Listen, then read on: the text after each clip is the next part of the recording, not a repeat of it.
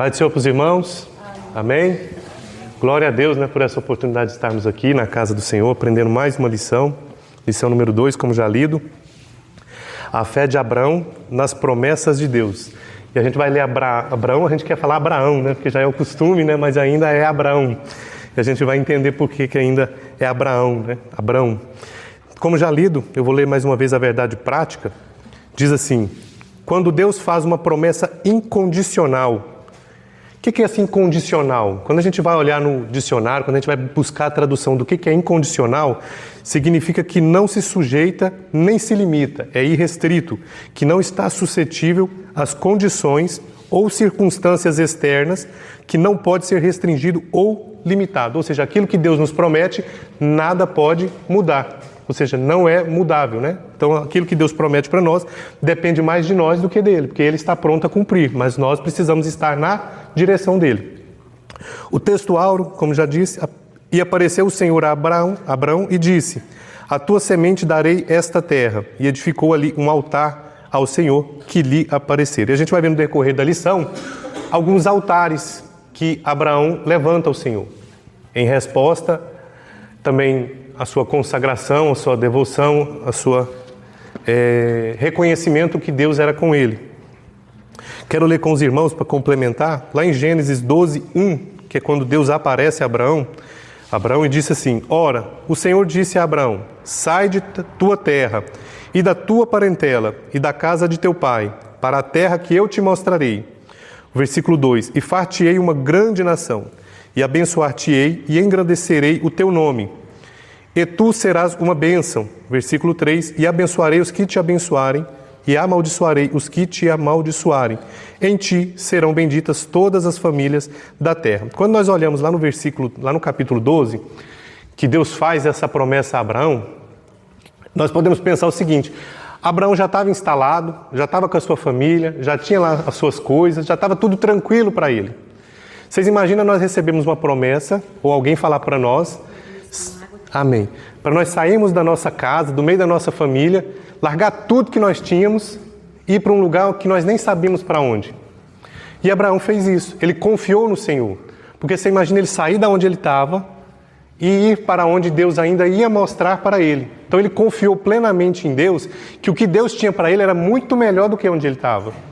Muitas vezes a gente não quer sair do comodismo, sair da onde a gente está por medo ou por achar que tá bom aqui mesmo, eu não preciso de mais. Então, às vezes, o crente deixa de orar, deixa de buscar a Deus, deixa de ir para uma vigília, deixa de ir para uma escola bíblica, porque não está muito bom aqui, está confortável. E a gente vai ficando nesse comodismo. E Deus tem chamado a gente para sermos a diferença, para buscarmos a Deus, para sairmos do comodismo. Então, Abraão foi convidado a sair do comodismo. Eu tenho uma promessa para ti, mas você vai ter que largar tudo. Você vai ter que sair daí, vai ter que se mexer. Então, nós também somos chamados a sair do comodismo, a buscarmos a Deus, para que nós tenhamos o quê? Mais de Deus. Não tem como ter mais de Deus se eu não planto mais, se eu não estou buscando mais a Deus. Como é que eu vou ter colheita diferente se o meu plantio é pouco, é escasso? Como é que eu vou ter uma colheita em abundância? Amém, meus irmãos? Por intermédio da vida de Abraão, aprendemos que a fé é o fundamento da vida cristã. Precisamos confiar em Deus, mesmo quando as circunstâncias são contrárias e nada parece fazer sentido, pois Ele está no controle de todas as coisas e prepara o melhor para aqueles que nele confiam. Entre as muitas promessas feitas a Abraão, estava a de que sua descendência seria como o pó da terra. No entanto, o patriarca enfrentaria inúmeras dificuldades, pois uma fé que não é confrontada e testada não passa de uma ilusão. A fé verdadeira é provada nos embates e conflitos da vida. E até fazendo um paralelo, lá em Lucas 18, versículo 8, diz assim: digo-vos que depressa lhes fará justiça. Quando, porém, vier o Filho do Homem, porventura achará fé na terra? Abraão foi considerado o pai da fé. Infelizmente, no nosso tempo, a gente tem vivido o tempo de Tomé. Tem que ver para crer. E a gente não tem mais acreditado para que Deus faça. E a gente é confrontado exatamente nesse ponto, para viver a verdadeira fé. E é como o que eu li aqui agora disse, que muitas vezes a fé vai ter os desafios, vai ter as lutas. Às vezes a pessoa pensa que andar no Evangelho, aceitar Cristo vai ser só bonança, vai ser só coisa boa. Existe até um hino que fala, pregadores de rosa, prega os espinhos também, porque não é só rosas. Viver pela fé vai ter dias trabalhosos, mas a gente sabe que no final é que vale a pena. Até eu fazendo, às vezes a gente vai fazer uma bicicleta, né, andar de bicicleta, e a gente fala assim, não, eu vou estar em tal lugar. Mas então a gente tem uma meta, a gente quer saber onde a gente quer chegar. Se a gente não sabe para onde vai, também você não sabe para onde você vai chegar, porque você vai andar e você não sabe onde você vai chegar.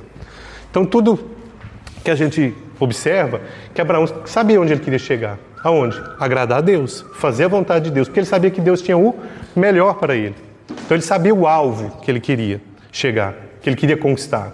E esse alvo está relacionado à nossa fé. A nossa fé precisa ser uma fé grande, uma fé maior do que o que nós vemos. Porque nós não andamos pela vista, mas nós andamos pela fé. Tópico 1, meus irmãos, diz assim, Abraão volta do Egito para Canaã.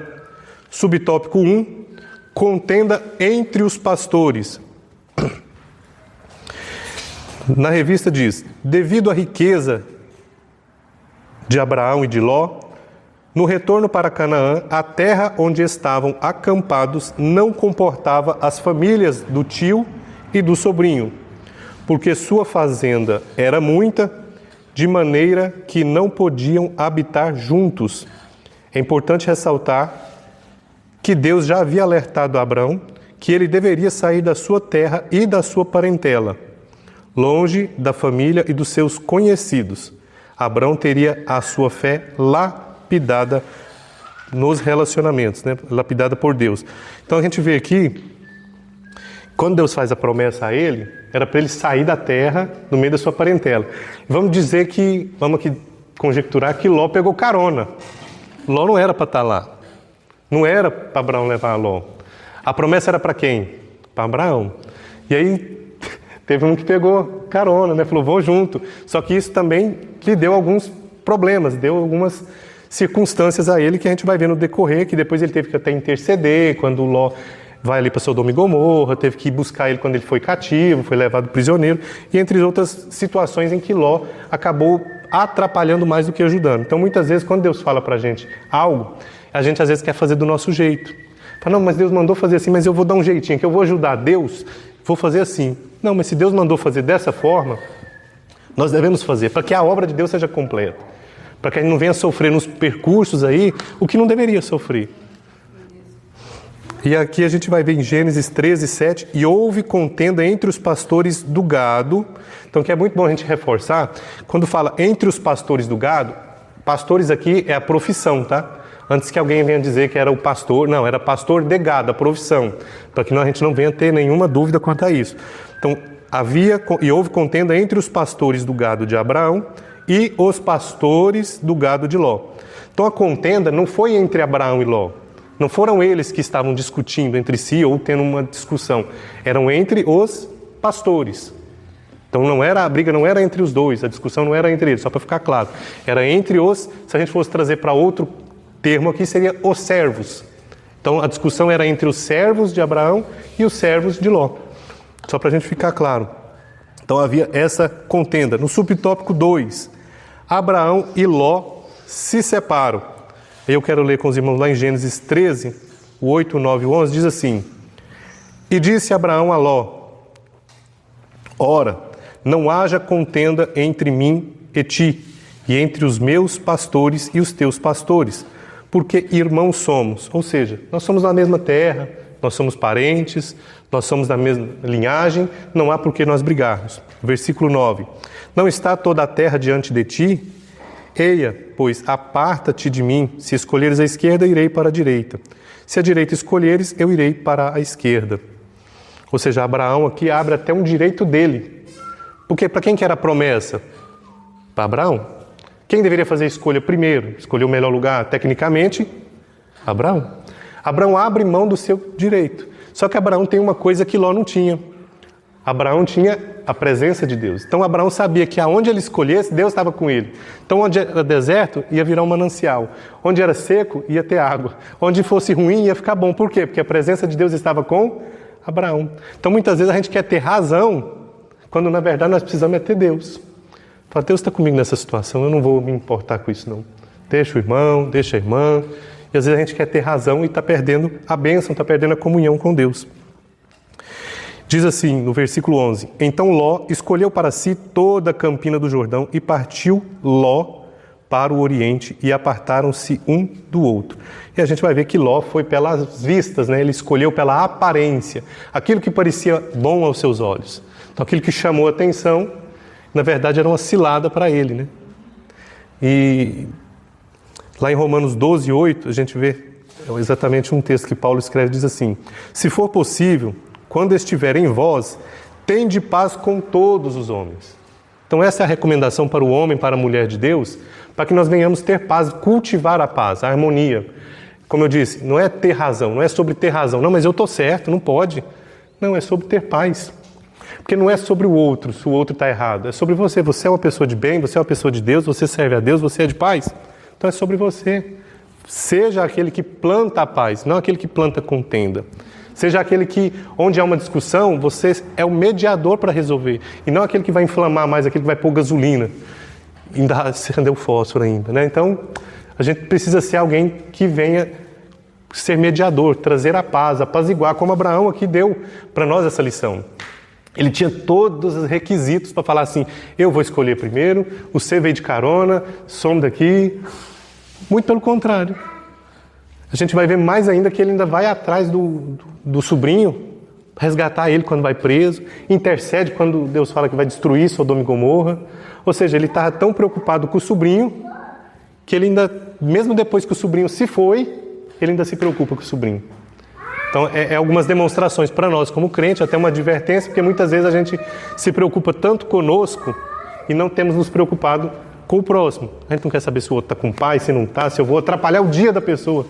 Às vezes eu falo alguma coisa para o irmão ou para a irmã, sem me preocupar se aquilo vai ofender ou vai atrapalhar o dia dela, ou vai ofender ela.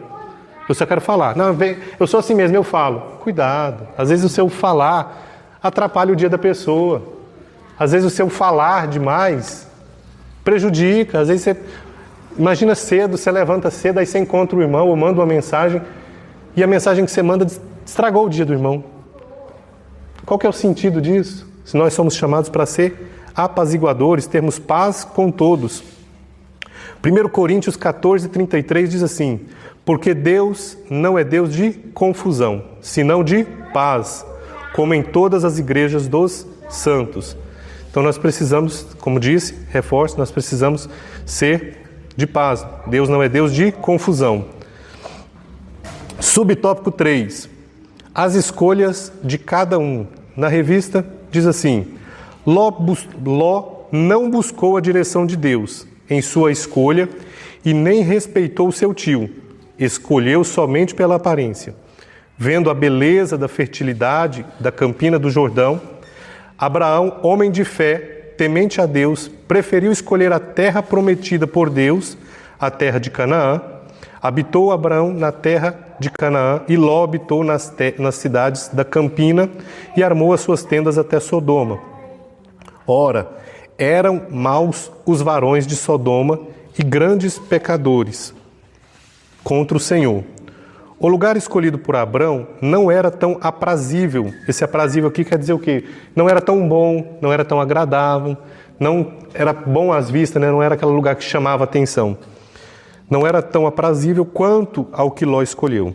Contudo, o patriarca teve a bênção de Deus. Isso nos mostra que não devemos decidir nada sem direção de Deus, nem nos deixar levar pelas aparências. Escolhas sem orientação divina quase sempre resultam nas piores consequências. Ou seja, não é a aparência que deve nos nortear. Isso aqui tá bom demais, esse negócio vai dar certo. Mas é a vontade de Deus? Às vezes, eu já fui meio precipitado uns tempos atrás, comprei uns carros na emoção. Mas tomei só prejuízo com aqueles carros. Por quê? Não buscava a Deus, aí comprei os carros, deu problema, tive que arrumar. prejuízo lascado. Aí depois eu falei, não, Senhor, agora eu tenho que ser mais esperto, me ajuda, me dá sabedoria. Então nem sempre a gente deve andar pela aparência, porque na maioria das vezes vai dar problema. E a gente vê o caso quando Samuel vai ali para ungir Davi na casa de Jessé, e lá no capítulo 16, no versículo 6, diz assim: e sucedeu que entrando eles, viu a Eliabe e disse: certamente está perante o Senhor o seu ungido. Porém o Senhor disse a Samuel: não atentes para a sua aparência nem para a altura, pois o homem vê o que está diante dos olhos, porém o Senhor olha para o coração. Ou seja, Samuel já no primeiro impulso falou: é Eliabe, vou ungir ele. Aí Deus fala: não, você está indo pela aparência, calma aí. Ou seja, e nós também, se nós não tomarmos cuidado, nós precipitamos em muitas situações. Aí entra a questão não só de negócios, mas até de falar. Às vezes alguém fala alguma coisa para nós precipitamos e falamos. Ou seja, pelo impulso. Então o impulso é uma coisa que nós devemos ter domínio, né? E dominar as nossas emoções, né? Tiago vai falar muito sobre isso também no seu livro, porque é algo que o varão perfeito, né, ele precisa buscar controlar a si. Ele precisa orientar-se na palavra de Deus para que ele não venha se impulsionar a fazer aquilo que não é a vontade de Deus. Seja num negócio, seja no trabalho, seja na rua, seja dentro da igreja, seja para falar com alguém, em todos os lugares. Então a gente precisa ter esse temperamento de não irmos pela aparência como Ló foi pela aparência aqui, sem buscar a direção de Deus. Se Ló, mesmo convivendo com Abraão, Ló tivesse um pingo de sabedoria, ele poderia ter dito o quê? Abraão, vamos fazer o seguinte, vamos orar a Deus para ver o que Deus quer para nós? Abraão, o que você fizer está feito porque você é um homem de Deus. Não era mais prudente, não era? Não, ele preferiu tomar os seus próprios passos, sem consultar a Deus, sem pedir orientação de quem anda com Deus. Então muitas vezes a gente quer tomar a decisão, mas a gente não consulta a Deus e nem consulta alguém que é de Deus. Vai consultar o colega de trabalho que é ímpio, vai digitar nas redes sociais, vai desabafar em um monte de lugar, mas não consulta a Deus. Aí um monte de gente vai opinar, mas vai opinar o quê? Contrário à vontade de Deus. Aí a pessoa vai tomar aquela atitude, vai fazer aquela decisão e vai acontecer o quê? Nossa, não era para ter feito isso. Aí já é tarde demais. Então cuidado com isso. Então que busquemos não nos precipitar e busquemos orientação de Deus e de pessoas que servem a Deus. Tópico 2. As consequências das escolhas. Subtópico 1. Resultado da escolha de Abrão. Na revista diz: nossas escolhas são opcionais, mas as consequências são inevitáveis e quase sempre imprevisíveis. O texto bíblico nos mostra que Deus aprovou a escolha de Abrão, lá em Gênesis 13:14. Ele estava na direção de Deus e agindo de maneira correta. O Senhor o orientou sobre o futuro daquela terra, bem como as consequências de sua submissão à vontade dele. Em breve, Abrão iria colher os frutos de suas escolhas, porque tudo que o homem semear, isto também ceifará, está lá em Gálatas 6:7. Como disse aqui, é inevitável que venha a colheita, né? E até aquele que não planta nada também vai colher, né? Porque ele deixa de plantar, deixa de colher. Então também colheu alguma coisa, né? Então a gente, quando vai falar aqui dos resultados ou das colheitas, refletindo no todo, a gente vê que as nossas atitudes que a gente pratica, então a atitude de ser de paz, de orientar o irmão, de buscar a Deus, de fazer aquilo que Deus quer, isso vai me gerar o quê? Uma colheita boa. Agora, se eu não planto nada disso, como é que a minha colheita vai ser boa? Como é que eu vou esperar só bênçãos na minha vida se eu não tenho plantado bênção na vida de alguém, se eu não tenho cultivado buscar a Deus? Então, é esse contexto que a lição está nos remetendo, para que a gente quer colher as bênçãos de Deus, a gente precisa também plantar. As consequências vêm. As consequências vão vir, ou seja, a pessoa às vezes passa grande parte da vida sem plantar e depois quer colher, né?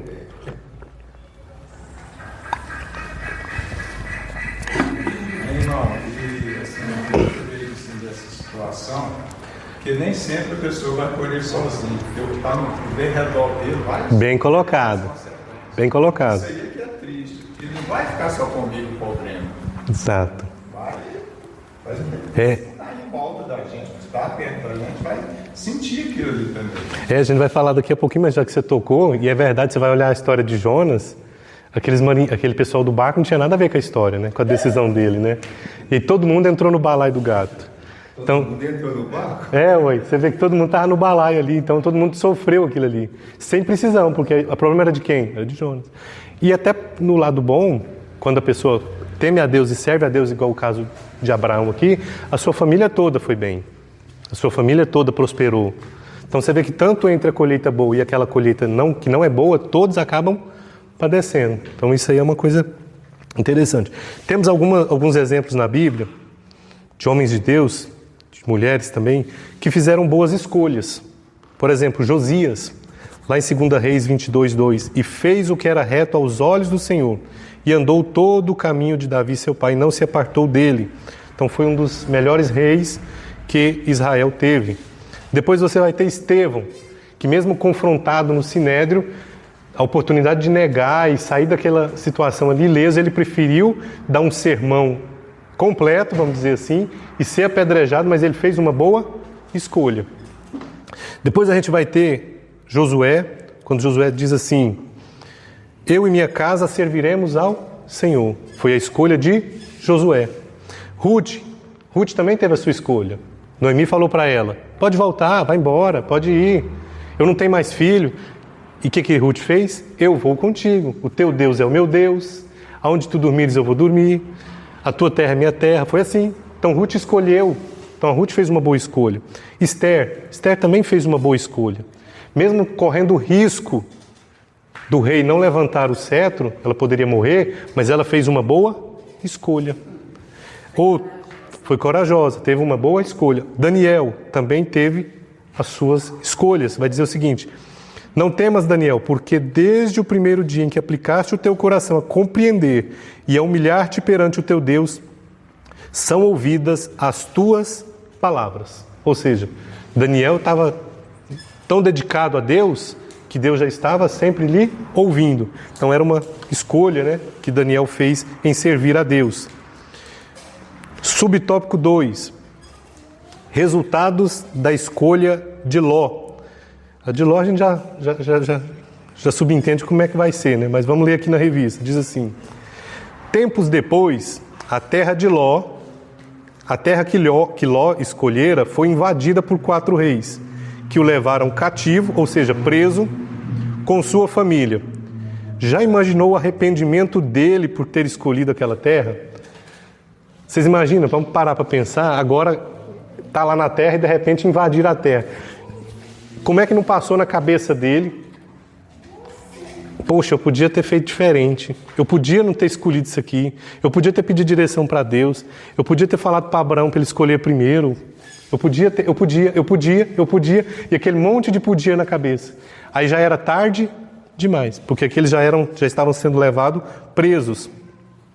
Sua escolha não teve a direção de Deus. Agora Ló estava colhendo aquilo que ele havia semeado.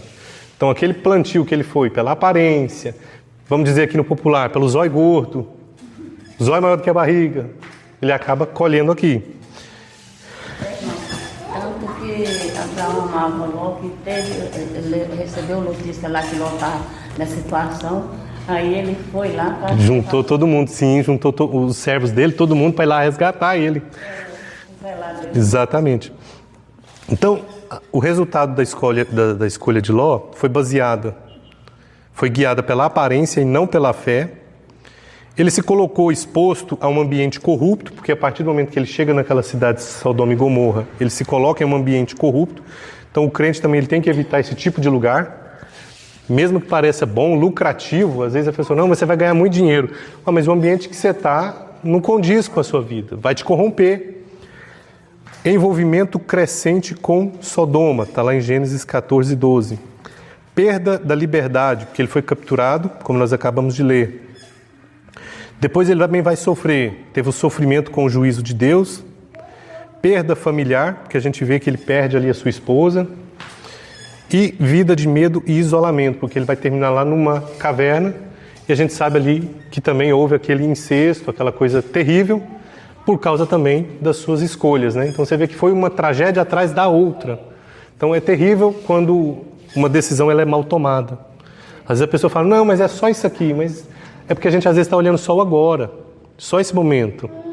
Mas quando você vai olhar o longo prazo, aquilo vai trazer uma destruição, não, como o irmão disse, não só para você. Vocês imaginam as filhas, perdendo a mulher, um monte de gente padecendo, sem precisão.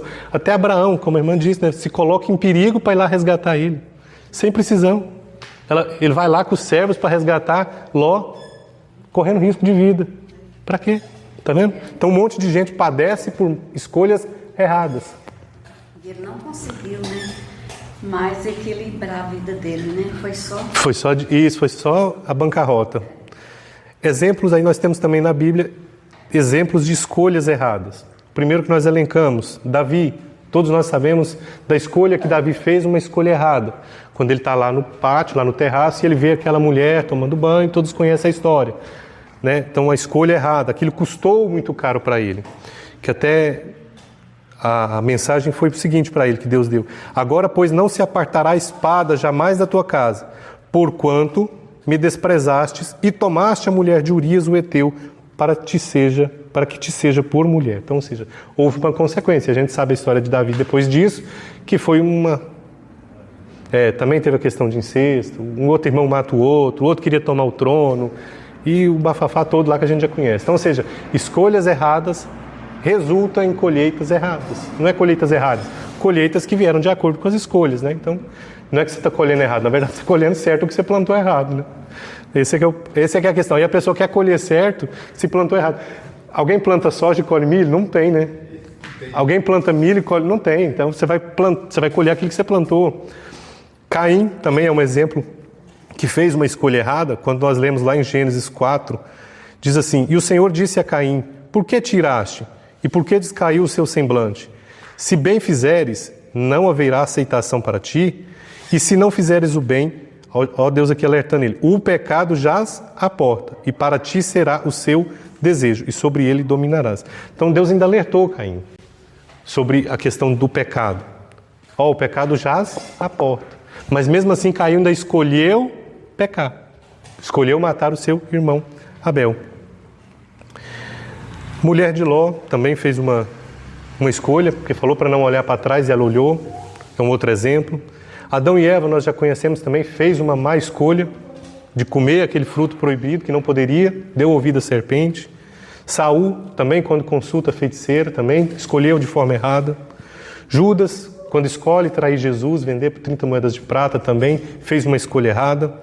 O ladrão da cruz, um deles, né, ainda blasfemou, ou seja, fez uma escolha errada, e o outro fez a escolha boa. O outro falou, lembra-te de mim quando estiveres no paraíso. E o outro tirando sarro. Ou seja, aquele que tirou sarro fez a pior escolha da vida dele, porque era o último momento que ele tinha. Era a última oportunidade. O outro soube aproveitar a oportunidade, mas o outro fez a pior escolha. Outro exemplo, Sansão, também homem de Deus, separado para ser nazireu de Deus, fazer a obra de Deus, também fez escolhas erradas. Nós todo mundo conhece. Ananias e Safira também escolheu querer enganar a Deus quando eles vendem ali a propriedade e fala que vendeu por um preço menor e a mulher dele também mente e os dois morrem ali, né? Então, ou seja, uma escolha errada, porque se tivesse dito a verdade, não teriam morrido. Ofni e Finéias também tiveram um fim trágico porque tiveram as suas escolhas, filho do profeta Eli. Então, também são escolhas erradas que levaram as pessoas, esses exemplos, a lugares terríveis, né? E a outra observação que a gente vê é que Ló não levanta altar. Ló não tinha comunhão com Deus. Ló não buscava a Deus. A direção de Ló foi guiada pela aparência. Ele só bebia de carona mesmo. De carona, isso, exatamente. Era aquele carrapato, né, que a gente chama, né? Que é aquele camarada que só quer andar nas costas do outro. Então tem que tomar cuidado que às vezes tem, infelizmente tem.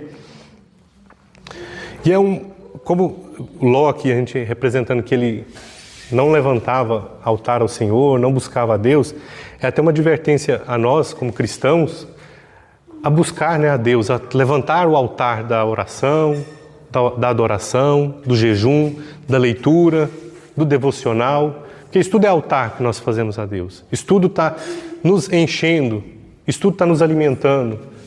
Porque se nós nos alimentarmos disso tudo que nós estamos falando aqui, da palavra de Deus, de buscar a Deus, de orar a Deus, de jejuar, tudo isso, nós vamos estar cheios para quê? Para no dia mau, a gente ter força para passar pelo dia mau. Para diante de uma decisão, de uma situação, a gente falar, Senhor, e aí você lembra daquela passagem que você leu, você lembra daquele culto que você foi, você lembra daquele dia que você orou, você lembra, aí você tem força, Deus te reconecta e fala, opa, vou vencer. Agora, se você não busca nada disso, qualquer vento vai te levar, qualquer vento vai te abater, porque você não está alicerçado. Você está fraco. Né? A gente fala, está vazio. E o corpo da gente não precisa se alimentar. A gente não precisa ir lá no médico e fala, sua vitamina B não sei o que está boa, sua vitamina A está boa, sua vitamina X está boa. O espírito também precisa se encher. A nossa parte espiritual também precisa se alimentar.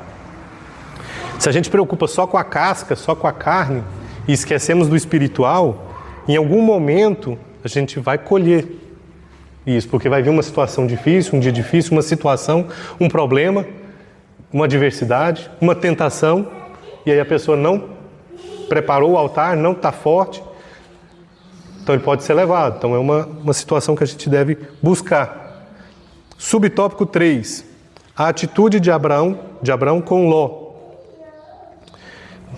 Na revista diz assim, quando Abraão tomou conhecimento do que havia acontecido com seu sobrinho, saíram ele e todos os seus empregados em defesa de Ló. A atitude do patriarca demonstrou que ele não tinha nenhum tipo de ressentimento quanto à escolha de Ló. Abraão pelejou em favor de seu sobrinho e libertou ele e a todos os que foram levados cativos. O pai da fé confiava em Deus e sabia o momento certo de agir. Precisamos orar, confiar no Senhor, mas também agir no momento certo. E aqui entra aquele ponto que a irmã falou, né? O problema nem era de Abraão. Aí ele chama os seus servos e vai lá resgatar Ló, que foi levado preso.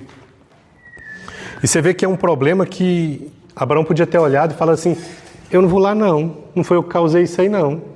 Você escolheu isso para isso lá, você se lasque com isso aí, você se resolva. Não é? Não é? É interessante, se fosse a gente falar assim, ele está assim porque ele quis, ele está assim porque ele plantou, ele fez a escolha dele, agora que pague. É interessante, hoje a gente é muito bom, eu até falo que a gente é bom para julgar, né? Para dar sentença, né? Só que a verdade é o seguinte, a gente precisa ajudar mais do que julgar. Porque nessa situação aqui, Abraão podia ter falado exatamente isso. Julgar, falar, não, você escolheu, foi sua escolha, o problema é seu, agora você resolve esse pepino aí. Eu não vou ir não. Eu vou caçar problema para mim, eu vou nada, eu estou velho, vou resolver isso não. E aí Abraão vai o quê? Vai lá resgatar ele. E você vê o que o irmão falou, né? Muitas vezes o problema vem para quem não tem nada a ver com isso. Seja a questão do Jonas lá no barco, seja um pastor, às vezes um pastor de igreja, sofre muito com isso, né? Às vezes ele está em casa, tranquilo, de boa, o telefone toca. Pastor, corre aqui em casa que o negócio não está bom, não. Às vezes o pastor pode falar assim, moço, o que é que eu tenho com isso? Se vira aí. Sujo ou não sujo, pastor?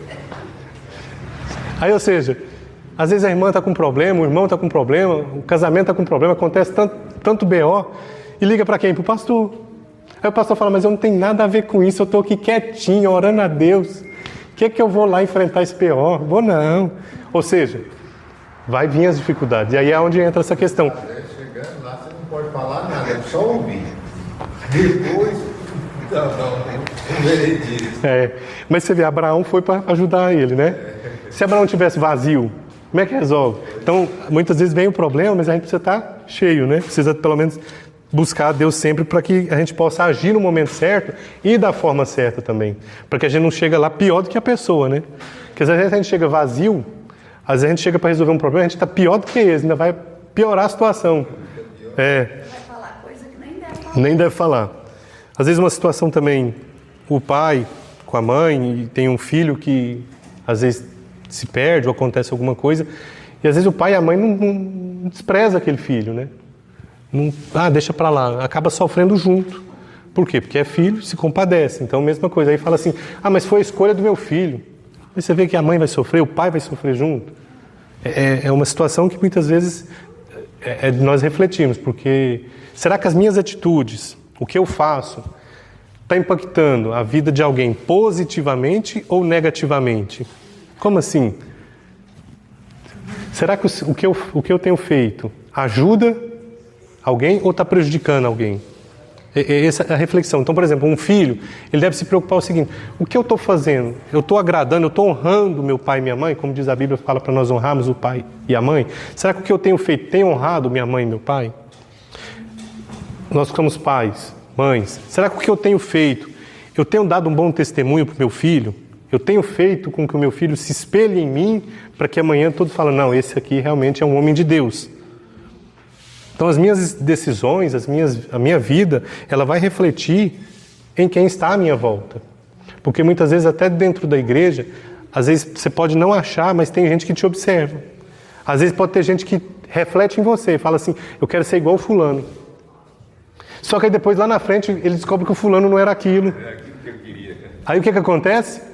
Não, para ser crente igual fulano eu não quero não, então eu vou voltar para onde eu era. Por causa do quê? Da pessoa. Ou seja, a minha decisão, a minha vida, ela está refletindo outras pessoas. Então quando Deus fala que nós somos sal e luz, é literalmente. Sal e luz não é só dentro da igreja. Sal e luz não é só com o pastor. Não, é em todos os lugares.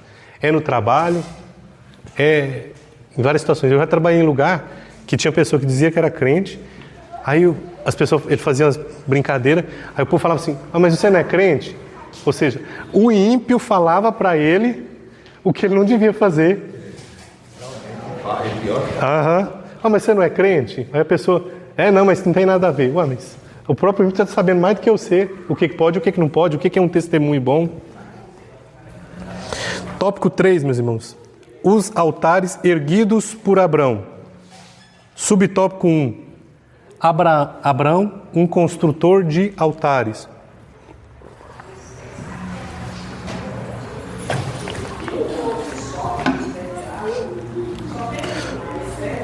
Subtópico 1. Abrão, um construtor de altares. Além de ser um homem obediente de fé, também era um adorador.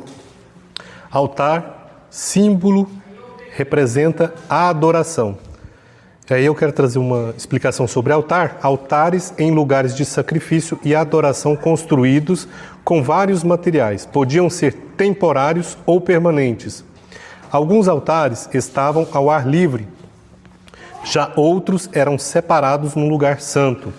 Podiam simbolizar presença e proteção de Deus ou a adoração falsa que levaria ao julgamento do Senhor. Isso está no dicionário bíblico Becker da CPAD na página 34. Na revista vai trazer 4 altares que Abraão construiu durante a sua caminhada. O primeiro deles, Abraão construiu o primeiro altar em Siquém, que significa ombro. Essa era uma das cidades de refúgio. O altar em Siquém foi erguido em gratidão a Deus pelas bênçãos e promessas que recebeu. Ali, Deus apareceu a Abraão e lhe prometeu que daria aquela terra à sua descendência. Então, a questão do altar, né, é importante. Naquele tempo fazia-se o altar, mas hoje, se a gente parar para pensar, onde está o altar hoje? Onde é que eu posso fazer um altar a Deus? Aonde? Nós mesmos. Paulo vai dizer que nós somos o quê? Templo do Espírito Santo. Então o nosso altar é nós mesmos. Aonde nós formos, nós estamos levantando um altar. Então se você chega no seu trabalho, você evangeliza, você fala de Deus, ou mesmo que as suas atitudes falem de Deus, é um altar que você está levantando a Deus ali. Na sua família, alguém tem como você como referência do homem de Deus, é um altar que você está levantando a Deus. As pessoas que te conhecem, veem em você uma pessoa de Deus, é um altar que você está levantando a Deus. E altar tem tudo aquilo relacionado à adoração a Deus. A reconhecer que Deus é único na minha vida. A reconhecer que Deus é soberano. Que eu dependo dEle. Então isso tudo é um altar de adoração. Isso tudo é um altar. Agradecimento, adorar, reconhecer.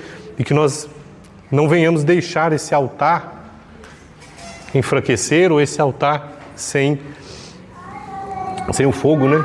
Sem deixar ele ser cultivado. Subtópico 2. Mais um altar.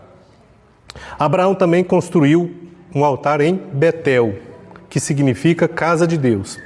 E ali invocou o nome do Senhor. Ele sabia o que era estar na casa de Deus. Não era só um homem de fé, mas um adorador por excelência. Hoje, há muitos crentes que não dão valor à casa de Deus, ao lugar escolhido e consagrado para adorá-lo. Mas congregar é um dever de todo cristão fiel. Aqui em Jataí não acontece isso, não acontece? Acontece aqui não, né? Isso é só lá para Itália, Portugal. Aqui todo mundo gosta de vir para a casa de Deus. A gente fala assim, mas seria cômico se não fosse trágico, né? Infelizmente, a gente vê ali o pastor Dejaí, ele até fala, né? O templo daquele tamanho, né? E às vezes vai dar um ensino e tá tão pouca gente, né? As pessoas têm esfriado a tal modo que não querem mais buscar a palavra, não querem mais se encher da palavra. E é estranho porque quando você fala que vai ter um culto da vitória, pregador que vai revelar o CPF, que você recebe e ganha, você já viu tanto que fica cheio? Por quê? Por que aí enche? Por que o povo não busca o conhecimento? Aí a Bíblia vai dizer o seguinte: meu povo perece por falta de conhecimento. Se nós tivermos o conhecimento que vem de Deus, quantas coisas não seriam melhores? Você amaria o próximo, você cuidaria dos outros, você frearia sua língua, você não falaria mal do próximo, você cuidaria de suas finanças, você cuidaria de sua casa. Olha o tanto de coisa que abarca quando nós buscamos o conhecimento que vem de Deus. Aí você pega o culto de ensino, até na nossa congregação lá no Jardim Paraíso, os cultos de ensino dá pouca gente. Quando tinha também a escola bíblica lá também, dava pouca gente. Ninguém tem mais interesse em conhecer. É uma coisa que eu paro às vezes para refletir e eu falo assim, mas por que ninguém quer ouvir? Porque o conhecimento é tão bom. Quando eu dava, agora tiraram a escola bíblica lá, mas o pastor Maurício quer voltar a ela. Mas eu acho bom, porque eu aprendo, eu estudo, eu tenho que pesquisar. E eu aprendo tanto que os irmãos complementam, o outro complementa, o outro complementa, o outro dá opinião. É isso que a gente precisa. É isso que a gente está faltando. É um ensinando o outro. Isso. Porque ninguém sabe tudo, mas você sabe um pedaço, eu sei o outro inteiro, e nós vamos construindo isso. E infelizmente a gente está faltando, né? É uma coisa que a gente precisa dar valor à casa de Deus. É claro que a gente tem a canseira, o dia a dia, as fadigas. Às vezes a gente chega do serviço cansado. Hoje não vai dar para ir. Mas às vezes a gente não esforça. Porque se é uma coisa, uma festividade, a gente esforça para ir, é um culto de ensino, a gente não esforça. Às vezes, será que não é as prioridades que estão erradas? Às vezes a gente trata uma coisa como uma prioridade, quando na verdade a outra que deveria ser prioridade não é. E a gente está invertendo os valores. Então a gente precisa ter... Eu me lembro que no início da Assembleia de Deus, o pessoal estava chovendo, porque hoje parece que chove bem menos, mas naquela época chovia bastante. Pessoas chegavam molhadas mesmo assim, sentavam no banco assim, você via água escorrer lá embaixo, lá assim, o camarada ficava assim, o tempo todo. E falar que faltar, não, você ia lá, a igreja estava cheia. Hoje não vê nem guarda-chuva na igreja, né? Mas hoje também facilitou, tem os carros, tá aí, não vai. Não vai. Choveu, fica todo mundo ligado. Os carros é de açúcar, né? Ninguém vai. É uma coisa que a gente precisa pensar, né? E eu sei que às vezes eu estou falando aqui para gente que já gosta, gente que vem, mas na hora que a gente vê aquele que não veio, aquele que faltou, aquele que a gente precisa falar, a gente falou, teve um ensino lá, você perdeu, foi bênção, Deus falou isso. Mas a gente precisa cultivar mais a palavra na vida das pessoas, inculcar mais as palavras na vida das pessoas. Samuel também, lá em Samuel capítulo 7, o versículo 12, diz assim: então tomou Samuel uma pedra e a pôs entre Mispa e Sem, e a chamou o seu nome Ebenezer, e disse: até aqui nos ajudou o Senhor. Foi um altar que Samuel também levantou, porque ele reconheceu que até ali o Senhor o tinha ajudado. Então até ali o Senhor tem sustentado. Nós também podemos, louvado seja Deus, levantar um altar e dizer: até aqui o Senhor tem nos ajudado. Amém? Glória a Deus. Subtópico 3, meus irmãos. O altar em Hebrom e Moriá. Na revista diz assim: interessante que Abraão foi para Hebrom, que significa união, depois que seu sobrinho Ló separou-se dele. Tal fato nos lembra que, em nossa jornada, devemos viver em união. Ó, quão bom e suave é que os irmãos vivam em união. Está lá no Salmo 133. Precisamos permanecer no amor fraternal. Ainda na revista diz assim: o altar construído em Moriá foi o que mais lhe causou preocupação na alma, pois ele teria que sacrificar seu filho da promessa, Isaque, nesse altar. Deus provou a fé do seu amigo. Não foi fácil para o patriarca ouvir aquela determinação. Imagine o coração do pai quando o filho perguntou: meu pai? E ele disse: eis-me aqui, meu filho. E ele disse: eis aqui o fogo e a lenha, mas onde está o cordeiro para o holocausto? A resposta do patriarca demonstrou toda a confiança em Deus. Ele afirmou: Deus proverá para si o cordeiro para o holocausto, meu filho. Então, vai, de acordo com a revista, né, um dos altares mais importantes aqui, mas não é mais importante, mais destacado é o altar de Moriá, né, que é quando ele leva seu filho Isaque para o sacrifício. Mas tamanha era a fé de Abraão, que mesmo diante da situação de quase sacrificar o seu filho, ele ainda acreditou que Deus enviaria o cordeiro para o sacrifício. Então, nem nessa situação mais trágica, vamos pensar assim, Abraão perdeu a fé. Porque podia ter falado: não, agora lascou mesmo, agora perdi tudo, era a única coisa que eu tinha, agora foi. Ele ainda estava crendo, ele ainda tinha fé que Deus ainda ia prover o cordeiro. É uma fé, assim, trazendo para o nosso tempo atual, eu acho que, volta até aquele texto, né? Será que o Filho do Homem acharia fé na terra ainda? Será que alguém teria uma fé dessa? É uma fé muito inabalável, né? Sim. E a gente vê também que ali ele acreditava, mesmo se depois de matar o filho, Isso. seria Ressuscitar Deus ele, né? ressuscitaria Aham. Sim. Então você vê que a fé dele ia além do que ele estava fazendo ou vendo, né? Então era uma fé extraordinária. Irmãos, partindo para a conclusão, e aí eu deixo uma pergunta para os nossos irmãos aqui, nós já falamos, eu volto a reforçar para que a gente saia meditando nisso. Qual o nosso altar? Romanos 12:1 diz assim: rogo-vos, pois, irmãos, pela compaixão de Deus, que apresenteis o vosso corpo em sacrifício vivo, santo e agradável a Deus, que é o vosso culto racional. Então, o nosso altar é o nosso corpo. Esse corpo aqui, essa matéria, que é o que a gente representa e externaliza pela fala, pelos sentimentos, pelas atitudes, tudo aquilo que Deus quer que a gente faça. João 4:20 diz assim: nossos pais adoraram neste monte, ou seja, um monte, e vós dizeis que é em Jerusalém o lugar onde se deve adorar. Disse-lhe Jesus: mulher, crê-me que a hora vem em que nem neste monte, nem em Jerusalém adorareis o Pai. Mas a hora vem, e agora é, que os verdadeiros adoradores adorarão o Pai em espírito e em verdade. O que Jesus está dizendo para ela? Não é mais só na igreja. Às vezes tem gente que pensa: não, é só na igreja. É o crente domingueiro. Não, é lá na sua casa, é lá na feira, é lá passeando, é andando de bicicleta, é andando de a pé, andando com o cachorro. É aonde nós estivermos, nós estamos adorando a Deus em espírito e em verdade. Então, às vezes, vocês conhecem alguém que pensa só no templo, que é só na igreja. Não, vai muito além disso. Muito além disso. É porque mudou de local. Não é? É, exatamente. Porque na pandemia, né, que infelizmente ficou fechado um tempo as igrejas, ficou complicado aquele tempo, né? Porque aí o povo parece que ficou tudo igual barata tonta, assim, sem saber o que fazia. Então aqui era o texto aplicado, né? Que já era para estar aplicando há muito. Então quando chegou o tempo, fechou o tempo. Não, eu sei onde é que eu adoro, eu sei como é que segue, eu sei como é que caminha. O templo é só um lugar onde a gente está em comunhão com a igreja. É uns com os outros, nós somos membros, nós formamos a comunhão entre os irmãos. Mas não é o lugar onde eu vivo a minha fé, não é só aqui que eu vivo ela. Não é só aqui que eu vou praticar, né? Porque se fosse assim, nós não precisaríamos, né? Não vou nem me estender muito, senão nós vamos...